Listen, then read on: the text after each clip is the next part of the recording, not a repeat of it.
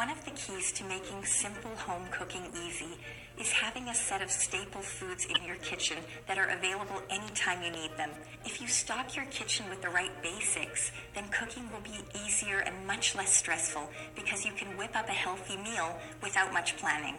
As a working mother, if I had to go to the grocery store and shop for every single ingredient each time I wanted to make a meal, I'd probably cook much less often than I do.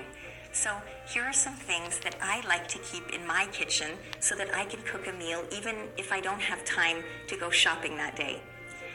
Now, your staple ingredients might be very different depending on what you like to cook and what you like to eat. So this is just meant to give you a few ideas.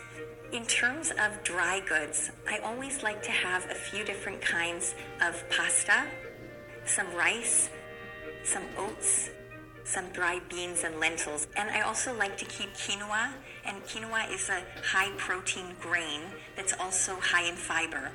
Then I keep some flour on hand for baking. Our flour has to be gluten-free for our little guy who can't eat wheat, but you can keep regular flour, some baking powder, and a little bit of sugar on hand for days when you feel like baking something. I also love using nut flours like almond meal and hazelnut flour, but if you're not a big fan, that's totally fine. On the topic of nuts, you might want to keep a few containers of different kinds of nuts and some dried fruit in your food cupboard. As long as your children don't have nut allergies, these can be great weekday treats or lunchbox snacks if your school allows nuts. I know some schools don't these days. I also keep a small spice drawer where I store things like chili powder, coriander, black pepper, and dried thyme. There's a bottle of vanilla essence in there too for days when I want to bake. And again, your spice drawer will vary depending on what spices you like, and it's kind of like a reflection of your food personality. Then I keep a box of onions, garlic, and potatoes in a dark cupboard near my pots and pans. Apparently, keeping them in a dark place prevents them from sprouting, at least for a week or so. As far as fridge ingredients go, my fridge will almost always have some eggs, some milk, butter, cheese, and yogurt in it. I usually keep some carrots and tomatoes in the vegetable drawer and some frozen peas in the freezer. These are kind of like my backup vegetables in case I don't have time to stop at the market and buy fresh vegetables that day. In some places, you can actually order a farm box to be delivered to your door every week from a local farm. It's kind of an automatic way to increase the variety in your diet, and it's also surprisingly affordable because the vegetables in the box are always in season. So with these staples that I've mentioned, all you need really are some lemons, some salt, and some olive oil, and you're in business.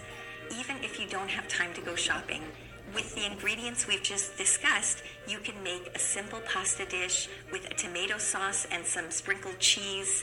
You can make a quinoa salad with chopped carrots and some fresh lemon juice, or lentils and rice, or beans and rice. And you can dress these up with your favorite spices and flavor them with onions and garlic.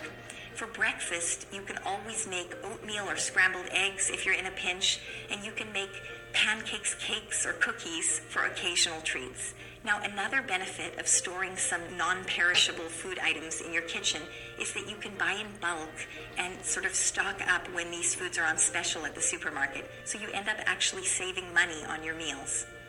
Remember that even if you only have time to boil some pasta and sprinkle some grated cheese on top and maybe cut up a fresh fruit, that meal will almost certainly be healthier for your family than a fast food dinner.